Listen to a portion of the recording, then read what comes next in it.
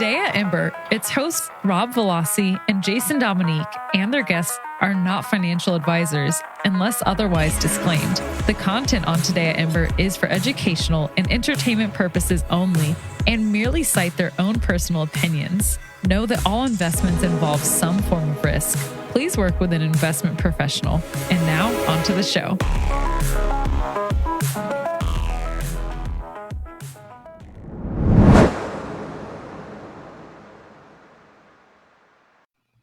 Hello. Happy Thursday and happy Cinco de Mayo to all my friends here in the States. Welcome to episode 23 of Today at Embr. I am your host and director of sales of the Embr Project, Robb Vallozzi, and I'm joined by my co-host and co-CEO of the Embr Project, Jason Dominique. Jason, how are you doing today, buddy? Rob. Nice to see you again. This is going to be an exciting show today. We have some really great guests, and I'm going to let you introduce them. But looking forward to this chat. Yeah, absolutely. This is another evolving thing here with the Embr Project. We're always having new projects we brought in. And we're also trying to bring in outside people and bring on new guests. And I think today is a really important one. There's someone who've actually implemented the Embr checkout, but they're making waves and headlines of everything from US Weekly to a huge talk in the music industry. We have Colin Fitzpatrick, the CEO of Animal Concerts, and he's joined with us by our Chief Marketing Officer, Sam K. So we're really looking forward to this. If you want to go ahead and bring them in, Jay, Animal Concerts, I'm excited. As someone who used to be in the music industry and who was a DJ, I'm really excited about this project and to have them on.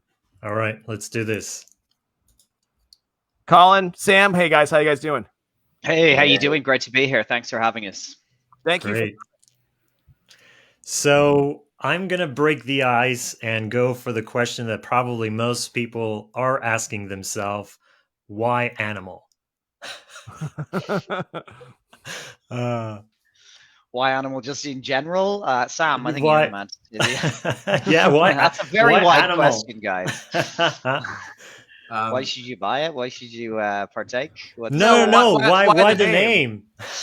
I'm sorry. We Could love have been anything.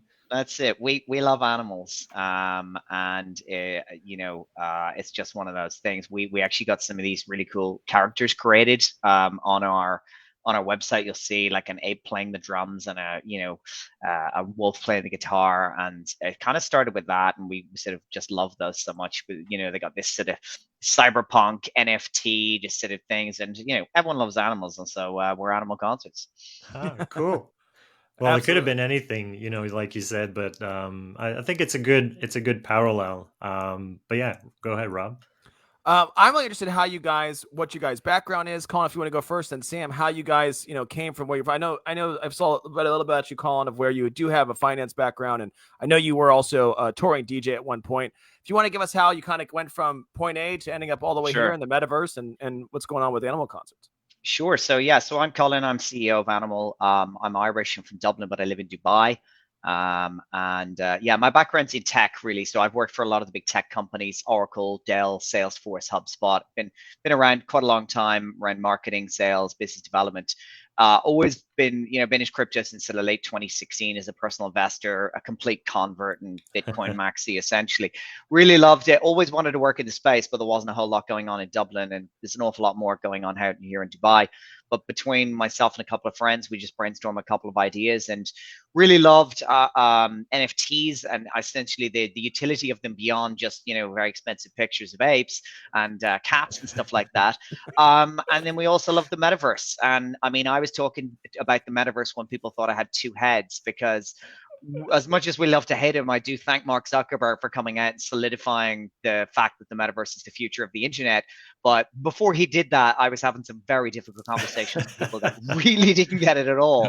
But at the end of the day, and I'll talk about this later, we all know where it is, where it's going. We know the opportunities ahead. It's definitely not there yet in his dystopian dreamland, but Animal Concerts can be that bridge to really bringing people into the metaverse for the first time, and that's why we're here. Yeah, cool. Sam, a little bit of background on yourself. Appreciate you bringing me on. So Sam K here, CMO at Animal Concerts. I'm a bit of a entrepreneur, if you'd like to call it that, having, exited a business in Canada back in 2018, pitched a, product on a popular TV show here called Dragon's Den, which is akin to the Shark Tank in the US. For those who are watching, may know more. Raised some funds for an app in the UK, and I've been advising and mentoring startups across the globe for the past 10 years. One noteworthy item, actually, I mentored some startups who applied for a fintech challenge with UBS Bank in Zurich back in 2019. And that was when they were looking to understand how to embed tokenization into their banking architecture, which now we call NFTs. Yeah. So, I love the crypto space intensely, an investor over the last 4 years. And I've been since after leading our corporate venture capital fund in Deloitte, UK, which for those who don't know, are one of the largest consultancies in the world. I decided to take my step into the crypto world, into the Web3 world, the metaverse hype with Animal Concerts. And it's been a really exciting journey so far. I have to say is that you guys definitely hit the mark, and I'm a fan because I remember, I guess it was around 2016 or 2017, where Fortnite was doing these concerts through their platform that were immensely huge. And, not someone who's not 12 or 13, I don't play Fortnite, but I was like, man, there must be really a market here to be able to bring people together in a virtual space, especially when it comes to a concert. And you guys making that transition, doing it through the metaverse, I think is really a win-win. And I'm sure Jason has some questions to you guys, how you guys came up with the idea, how you went from ideation to launch. Jason, I'll help you get in there. Yeah, well, I mean, your introduction, Colin, got me thinking, and I guess this is a good segue into sort of the launch of your own token and everything like that. You're saying you're this Bitcoin maximalist. And I'm trying to sort of connect the dots between a Bitcoin maximalist and launching a token on the Binance Smart Chain. There's also the one on ETH, but we're in ETH coin. We're bridged to Polygon and BSC. When I say Bitcoin, I just love crypto. I believe in it truly. I do. I'm not saying maybe I'm not a maximalist. I'm just a true believer, and I think I've spent a lot of time to try and understand it to the deeper levels. I'm a big fan of Michael Saylor and Pomp and people like this. And I think the more you understand it, the more addicted you are. I'm a big fan of all cryptos. Always dreamed of starting my own token, but never quite thought it would happen. And then these things snowball, and here you are. I suppose it's really just about trying to bring utility to the token and trying to expose what the interesting thing about what we can do is we can bring a lot of non-crypto people into the sphere and expose them to the likes of NFTs, the metaverse, and our token for the first time. And that's really exciting and really powerful. And that's one of our major goals, is to just bring that next 10 million plus people online into the metaverse and hopefully be exposed to crypto. And the more people to do that, the faster we'll have adoption, and then we'll all be successful. Yeah. I mean, there's synergies between a lot of the projects that are emerging right now, whatever it's Embr or Animal Concerts. I think our goal is really to make sure that there's the most amount of adoption and make the space more and more accessible. And I think, Rob, you say it best most of the time, when the sea rises. Rising tide raises all ships. Lifts all boats. Yeah, absolutely. Yeah, mm-hmm. We have, ships, boats. It's all the same. He's Canadian, so. Well, Sam must be Canadian as well. I mean, I'm in Montreal. I mean, so if you talk about Dragon's Den, then we must be neighbors. You're what? I'm in Vancouver. Oh, there you go. So let me ask this other question. So for our journey, we started about September last year, and we went through this crazy ideation process, and then all these other steps into launching the token and everything. It was quite a journey, and our goal is also to make sure that we can share our experience, and we'd love to be able to get to to have animal concerts share their experience, as you know, in this space. If you are going to compare it to traditional funding or even crowdfunding as a Kickstarter or something like that, raising capital in the DeFi space, it's not like there's an IDO for dummies out there, and it's not always a straight line. And I'd be super interested and curious in knowing, how did it all went, for you guys? I mean, I saw you did lots of, launches, and it looks from obviously from the outside that it's been extremely successful. But I'm curious to know how did you guys, pull it off, and how did it go? Yeah, good question. Look, I completely agree with you. There is no IDO for dummies, and I've literally thought about writing one. Not that I'm the world's greatest expert, but I'd love to pull together some people, because it's a monolithic journey of figuring it out. I mean, if I go back, we started a year ago with something like that, or a little more, but there was an awful lot of work to do to build our business before we're ready to really put a token out there. Yeah. And we had to, I've always been of the essence that I need to prove that I'm not just a website, a white paper, and a whole lot of grand ambitions, because Sounds let's familiar. face it, especially back in 2017, that's all Oh, you hell needed yeah. to raise, and it's a bit more difficult now and stuff like that. But we delivered by we had a concert with Future back in December. We have a partnership with Alicia Keys. We've had, before our token launch, we've had concerts with Busta Rhymes, Diplo, Meek Mill, people like that. Because at the end of the day, it's all very well and easy to go, we're going to do concerts in the metaverse, but getting these A-list artists to sign up with Who the Hell Are Animal Concerts is difficult. And, we've got some people on the team who are deeply embedded in the music industry and have been, putting on big shows and booking major talent for, 20 years plus. And that's how we sort of did that. The fundraising thing that you mentioned is very, very interesting. And we like a lot of people didn't really know how the system works and how it works. And when you figured it out, it becomes an awful lot more straightforward. But Yeah. we had some great advisors, and we had some great, a lot of the if you go on our website, you can see our sponsors and people who've invested in us, and a lot of them guided us and then, recommended us and stuff like that.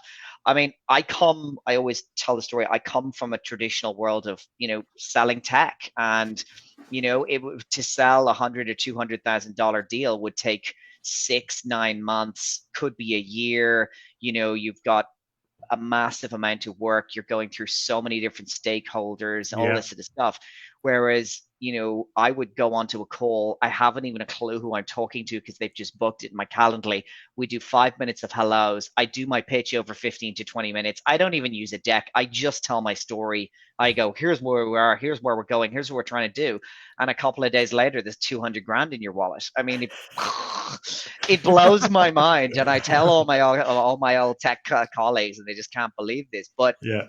what I love about it is and I tell people, if anyone's trying to start a business and you can involve the blockchain and make it work, then it's stupid not to, because we've got this wonderful opportunity to turn the entire, business, fundraising and model on its head, rather than going out there and you have a really fantastic idea and you've got a few things and you got to sell off a big massive chunk of your company for $1 million, which doesn't get you there very far anymore, and you're giving away a huge amount of equity.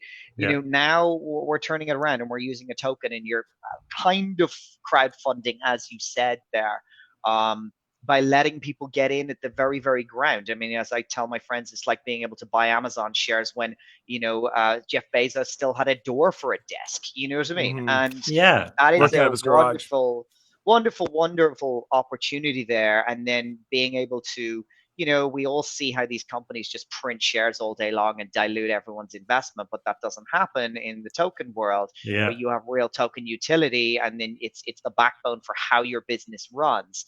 And I just think that's so exciting, and it's a wonderful place to be. And we've got very, very grand ambitions for where Animal's going to go. And there's some I'm just off 2 calls of some incredible stuff happening that I cannot tell you about. Oh, it's the same. It's the I'll same with allude. us. Every time Yeah. we're on the mic, we're like, we Yeah. can't. We like maybe Yeah. next week. In fact, really high level stuff. They stopped actually keying me in because I've been known to spill the beans on air occasionally. And it's really hard to keep your mouth shut. I know, it's exciting. Awesome stuff, you know. And I've made mistakes before about we're trying to book XYZ, and one of them got back. I mean, it literally got back, and we can't risk that, you know. Yeah. But the process has been amazing. I mean, I've spent basically 6 months of my life between raising funds and then dealing with exchanges, and exchanges are, I'll have to bite my lip on this, but you know, the whole process is very, very tricky. And you know, a lot of people can just start a pancake swap and work their way up, but we wanted to, you know, show the world that we're not that. And we started on Gate, Wobie, and Bitmart on the same day. That's massive. Yeah. It's also very expensive. I mean, of course. I meant massive in all in all means. Yeah. These I mean, it must be unbelievable to be an exchange, a top 10, because as I tell people, they're printing money. There's 18,000 projects out there. There's probably another 5 to 10 in the realm of being, you know, created at the moment. Every single one of them wants a top 10 exchange. So if you are a top 10 or even 20 exchange, it's clubbing baby sales with just, you know, taking money in. It really is.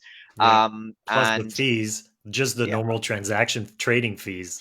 No, I mean, that's what I meant. But the fees are astronomical. I mean, some of them are better than others, but some of them, you know, it's very, very significant. People don't realize how expensive it is. I mean, you kind of think, I'm going to raise all this money, I'm going to have loads of it, but it pours out really fast because this is a very expensive game. Yeah. You know, the other thing is that the crypto industry is like the wedding industry. You just sort of pay double for the normal stuff that you can get over there. Whether we call it the crypto premium. It's like everywhere. Everywhere you go, like, oh, we'll put another grand on this just because it's crypto. Well, I mean, and goes to my next question to Sam, but just even comment on that. Even something when it comes to articles, getting them out, or normal PR stuff. I mean, some of the things these people are asking is absolutely extraordinarily expensive, considering some of these outlets get no traction even. I mean, the amount of landing that they get on there when it comes to is it's ridiculous. Mental. Just like $600-700, just like it's bonkers, like compared to just your normal. But obviously, Sam, you would know better. I did want to ask you, Sam, too, as well, is that you guys are getting a lot of press. I see you guys in Us Weekly, etc. Is that more? I'm sure also too, it becomes difficult because you guys are walking that fine line of the crypto, you know, publications and also to mainstream media, because you're bringing on a lot of artists. Do you find that difficult to do so? Do you find the fact of having big name artists behind you gives you a lot of leverage when it comes to the marketing aspect? As someone who used to do that, I'm really interested in what your thoughts are. Yeah, it's a good point. I mean, this is all in an effort to revolutionize their entire fan base into Web3, right? So we generally like it being on sort of crypto backed or coin listing pages because it's more native that way. Right. And, you know, at the same time, though, the artists are still wanting a bit of a more traditional lens to it, which is why, you know, you might have seen in the past, quite recently, you know, we've been listed in some interesting places, and even Colin, I think, you know, you posted on LinkedIn as well, you know, coming out on US Times and other places. So personally, I would like to still go like the token listing, token style sites, because I think that that's where a lot of the people are living that just want to purchase tokens right now anyways, which at the end of the day is your call to action. Right now. Yeah, for sure. Absolutely. You know, I want as many eyes as I can on our how to buy animal page. So they see the Embr widget and then, you know, they go through, you know, other processes when it comes to like the centralized exchanges that we're on and how to go through a process to purchase our token then. I think your formula too is pretty winning because it just happens to work out. A lot of the artists that you're dealing with, who they're trying to appeal to and get the most exposure to, is that crypto demographic, is that age of 18 to 40 years old, you know, who has disposable income, who's knows what the relevant artists are, that understand the technology. And I think that, I don't know if that was strategic. I'm sure it was on your part to know that, hey, especially when you go to pitch it, this is your demographic. We can reach them directly. This is what's hot right now. And that's a way to kind of backdoor your way into something that, the music industry right now is looking for anything innovative to be able to make money. Because as you know, the streaming services, Spotify, there's more than enough, talk about on those platforms. Right? Yeah, where they get like a penny per like 100 plays or something insane. So they're looking for innovation in that space. Yeah. Sorry, Sam, go ahead. No, I was just going to talk about multiple use cases in and around the metaverse environment, like, fractionalizing songs, right? And royalties as well. And royalties and NFTs. And then you've got metaverse streaming and all these different layers to it as well. So for us, because our game at the end of the day is live streaming concerts in the metaverse and having an ecosystem that is underpinned by that primary use case. And so when you think about that process of the current state environment to realize that experience, it's not really there yet. Like there's not that many people that have headset adopted, these experiences. The technology is not really there yet either, but that's why these artists are also being quite careful in terms of how they elicit such information to their communities, because it's not as clear, as crisp, as defined yet. And that's why certain artists who have worked with Animal Concerts, don't come out about our NFT drops and other things that are coming about yet, because we want to make sure that it's crisp, it's sharp, the strategy is well defined, and there's a clear roadmap along it, as opposed to just coming out about it, because people then just get even more confused.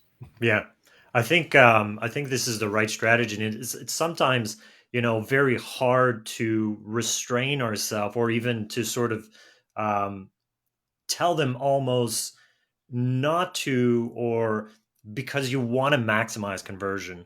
And to maximize conversion, you need complete understanding, because you'll bring awareness, but then how do you convert this awareness into sort of a call to action, or, these NFT drops like you're mentioning, people might be aware of them, but how do you take them to the next step? I think this is really the biggest friction still today. But let me bring it back to what you said earlier, Colin, regarding sort of the metaverse itself. I'm curious to know, sort of, take us through sort of, you're an artist, and let's say hypothetically I'm whichever artist, and I want to throw off a party or a concert in the metaverse. How does it work? Like, do you create the actual venue, or do you have a catalog of venues? Like, how does that work? And I pick this one, and how does it all come together? I'm curious. And also, how do they perform as well? I mean, are they actually, is it pre-recorded? Are they doing it live, and they're somehow interacting, and they have their instruments that plug? I mean, I'm really concerned about the technical aspect of it as well. The short answer is we could do anything we want. Okay. And it's going to be different for every artist, depending on the way they do, depending on what their demographic is, depending on what platform we're going to present in, and depending on which way we want to do it. I'm just off a call with, around some of the tech that we're doing, and it's actually amazing, because we can do some amazing stuff whereby we can use cameras to video an artist dancing around on the stage, and then it will translate it into Unreal Engine 5, almost photorealistic. I mean, when I saw this video at the start, I thought it was a video. I was like, oh no, well, hang on a second. That's I just saw their conference. Really, really cool mind stuff. Mind blowing Yeah. What they can do. Now, just to reverse a bit there, we're metaverse agnostic. We're not going to create another metaverse, because everyone's creating a metaverse right now. We want to be in multiple metaverses. I don't think that in 3 to 5 years time, sandbox and decentralized will still be the thing. I mean, I know so many people building really amazing metaverses, massive scalability. I mean, in Decentraland, you can only fit about 70 to 100 people per parcel, and then you got layers of that. But sorry for interrupting. And you look at this, I think it was yesterday, the day before, Spotify launching their own environment where people can hang out and connect with artists and things like that. Correct. I think what you're trying to say is that you can create a gig in there. Yeah, absolutely. And we want to be, we could stream into multiple metaverses at the same time. Now, initially, it will not be live. People are not doing these live, really. I mean, I think there's one, but it doesn't need to be, and there's too much risk in it in case anything goes wrong. But what we need to do is create a really amazing experience where it looks really cool. But it's also about gamifying this, because why would I walk around a metaverse to just watch a guy on stage? It has It's an to be avatar. interesting. Yeah. Yeah, an avatar. And I mean, look, like you were saying there, and I always need to say this, that the metaverse is still so new. I mean, it's X years old since Mark Zuckerberg said that the metaverse is a thing, and now everyone knows what it is. But it's still version 1.0, and version 2.0 is really in plan, and like the stuff we're working on is really, really cool. But it's still early, because Decentraland and Sandbox, I think the kids are used to Roblox and stuff, and they're used to these blocky characters, and they're doing that, and that's fine. But I think, what we want to create is something wow and something really amazing. And there's some amazing tech out there that we're utilizing to enable it, where, yeah, we can put someone in a green screen room and get them to bounce around, but you can also get a dancer in one of these suits that they put on, and it'll replicate that and just live stream it essentially into this photorealistic engine. And then you can just put the avatar on, and you can get someone to basically even sing into it, take a video or something like that. There's some seriously cool stuff that we're doing that we're going to do. Where we want to be, I mean, we're animal concerts, but we're really animal entertainment. I mean, we want to be everywhere that the metaverse is. So we're looking at sports, we're looking at comedy, we're looking at movies, different things. And as I was saying, concerts and live events are what is going to bring people into the metaverse. Because right now you go to Decentraland, you click around for 20 minutes, and you're going to go back. You're done. Yeah. I mean, their active daily users is very, very small. A couple 100,000, and that's almost a lot. It's nowhere near that. It's nowhere near that. It's a lot smaller than that. But the future video that we did was 360 degrees. That's on YouTube. If you haven't seen it yet, check it out. And that's the type of idea, right? It's, having that 360 degree visualization whilst at that live concert as well, to then do almost a 2-in-1, because you then get the in-person concert, you captured it perfectly, to then render it back into a metaverse environment, which wouldn't be live streamed. It would be, recorded. But at least, you've got a headset, you're experiencing it, you're looking around your front row and center, at the Fontainebleau Hotel, watching Future, right? Yeah, it's flawless. Being from Miami, I'm a big fan of the Fontainebleau. Oh, brilliant. And the other thing is that there's a video on our website, which is just the sizzle reel. But what I have here, and what we need to post, Sam, is the actual 3D video from that, because we had like 4 360 degree cameras, and I have it, and I can show it to you. But essentially what you can do is you can move your phone around, and then you can see 360 degrees. So one stage you're right on the flood, and Future's there looking at the camera, and then you're in the stage and there's some girls around, and then you're at the back and you're looking at the crowd from a height, and it's really, really cool. Ultimately, at the end of the day, I need to tell people, VR is not our main gig. It's just an addition, because number one, there's only about 10 million VR headsets in the world. So it's a really, really niche market at the moment. But watching a movie on your phone is fine. Watching on a laptop is better. Watching on TV is even better. And watching in the cinema is even better. And then, you can add to that. So it's just extra layers of immersion and enjoyment of the experience. But what is really cool is, I like to say that we're democratizing concerts, because no longer do you have to be lucky that your favorite band comes to a city near you and you get one of the very few tickets. Now it's open to anyone. If you're the biggest Beyonce fan in the world, but you live in Bangladesh, she's not coming. Okay. And you probably don't have the means to go to a concert, but you might be able to get $10 and a headset, and then you can literally feel that you're dancing with her on stage. And that's a game changer for a lot of people. Yeah, absolutely. I absolutely love this concept of, there's no borders, you can be anywhere. And like you're saying, if you could experience this show with Google Cardboard. At the end of the day, you order that, you pay a couple dollars, and you hook it on your phone, and done. Voila, you're in it. Well, that was actually my next question. I want to segue to this. I guess you sort of answered it. Was I used to work in the video game publishing space, and we know aware that PlayStation has their VR headset. And one of the things that a lot of times the developers would have to deal with is, can we get funding to make a VR game it's difficult to do so because are there enough VR headsets out there? Can we get enough penetration to where it would make sense for us financially to do so?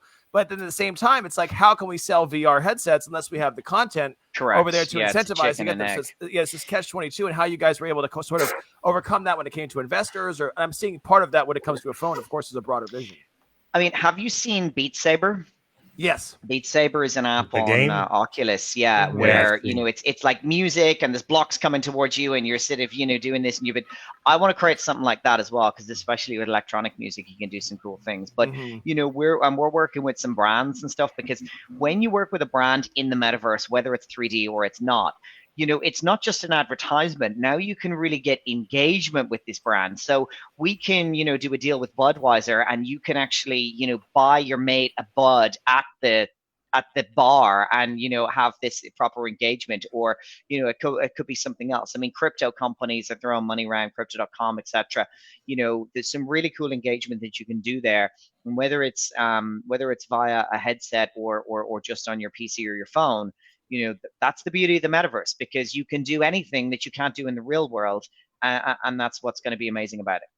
Well, we got Network, right? NetVRK is, I think, an interesting partner. If you guys aren't aware, they focus on a metaverse around watch to earn.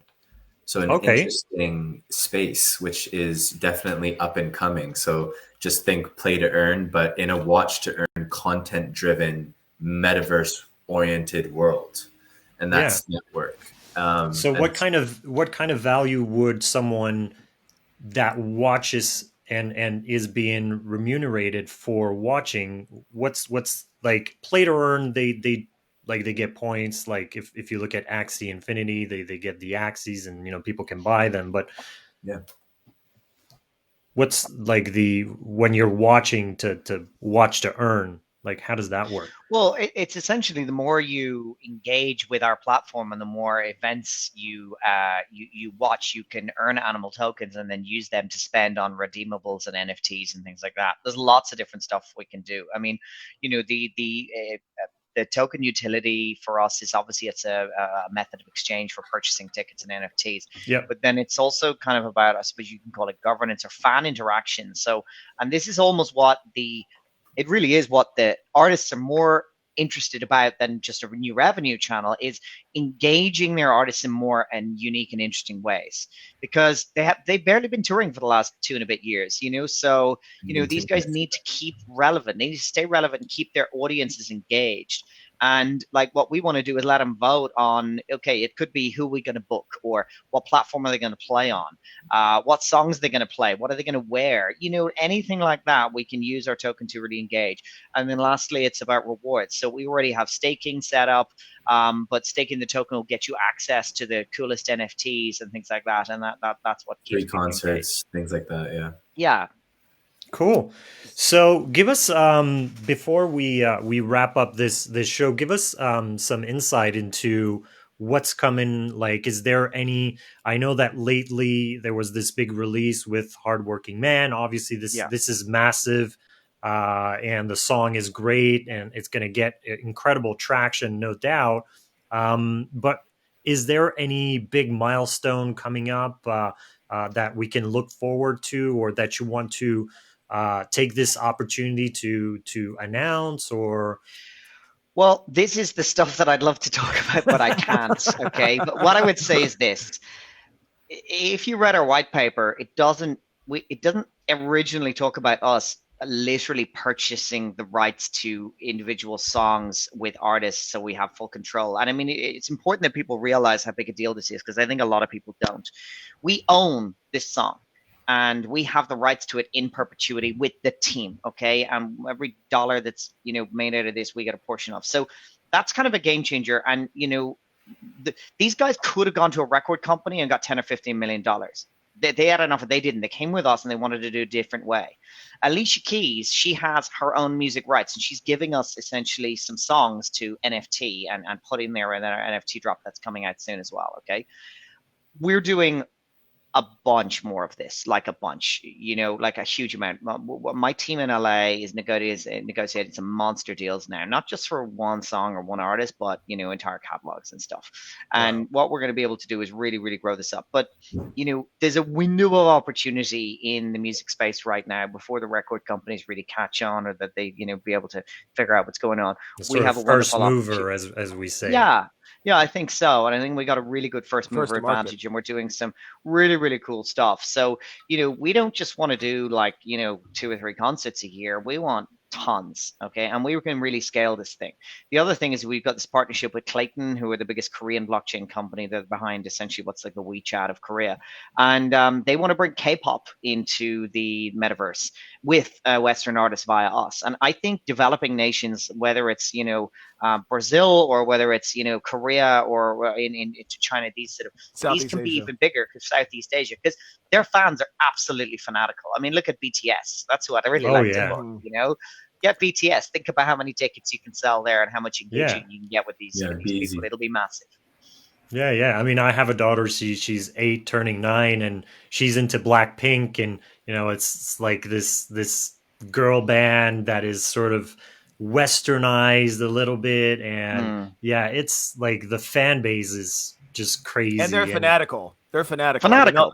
They'll wait in line for days to be able to get some of these tickets. Yeah, so. and they spend twice the amount of time looking at screens that we do. And they're so much more engaged in digital currencies and apps and things like that. So it just makes sense for us. And Gartner predicts that by 2026, people are going to be spending at least 1 hour of their day. 25% of people will be spending at least 1 hour of their day in the metaverse. And that's probably just going to grow, afterwards. But I wanted to touch base just a little bit on sort of the idea that I think the it's obviously not our generation, but the next one and the one after, they're seeing so much more value in things that are digital, like in like a rendered of a pair of shoes, rather than the actual pair of shoes itself. So, and I think this is a concept that is not easily graspable by most people, but this is something that for them, that is a no-brainer. Like, that's just how it is, and that's how it's gonna be. You took the words out of my mouth, because I tell that exact story. I say how I'm 41 and people have mild and they just don't get this. But kids today have a very acute value for digital assets. They just don't see the difference between, purchasing an in-game asset or this thing here. They just don't see the difference. It's the same. They are more excited. Rights, and it's a new place to brag. And how are you going to brag? It's all about showing your digital off. Persona is more important to them. They're more excited about showing off their, as you said, the sneakers in game than the Nikes their dad bought them last week. Mm-hmm. And they really value these things, and that's where this opportunity comes. And I mean, as I said, Ariana Grande did this concert in Fortnite. 78 million people attended. It was free, but she made $50 million selling the digital assets. Mm-hmm. That's mind blowing, and that's, like you said earlier, the whole music industry is going, holy shit! How would we get a piece of this?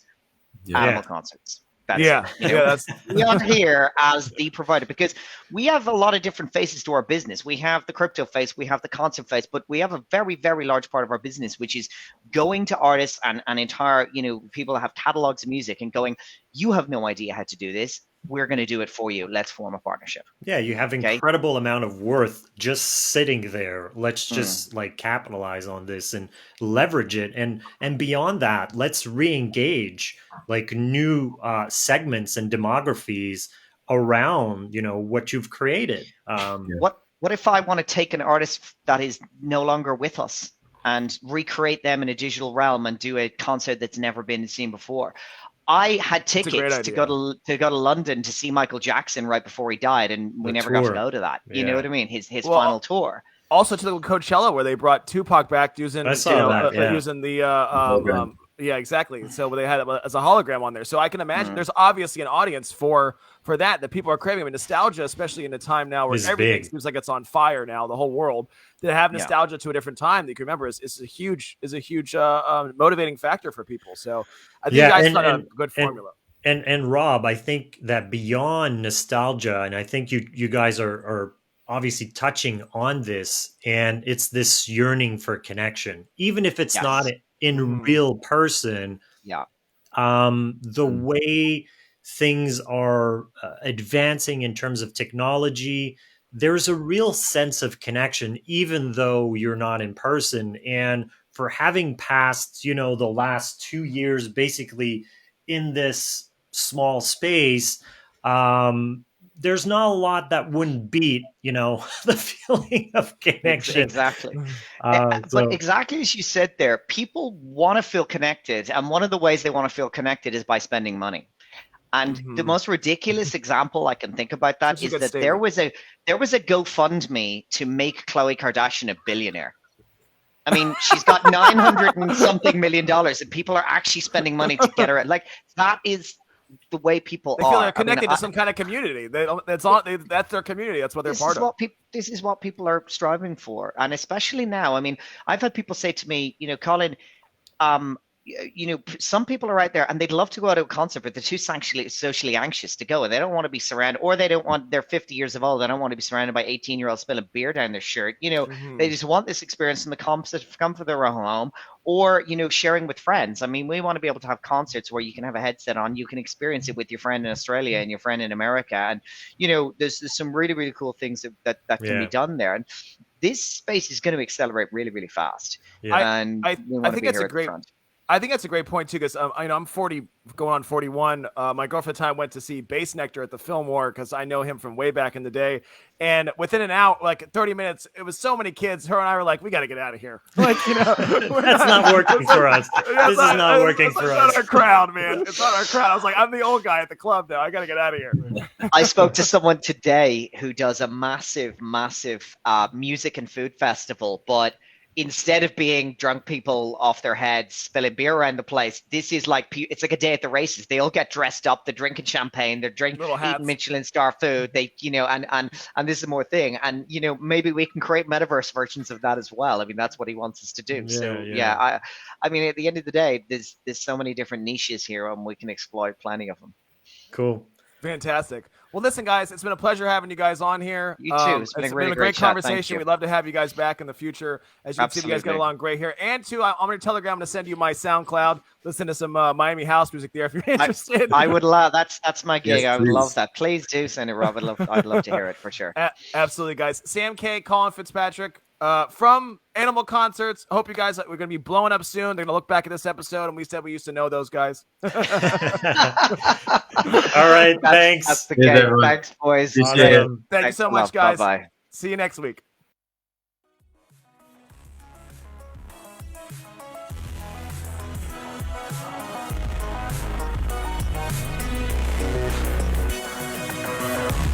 Thank you for tuning in to another episode of Today at Embr.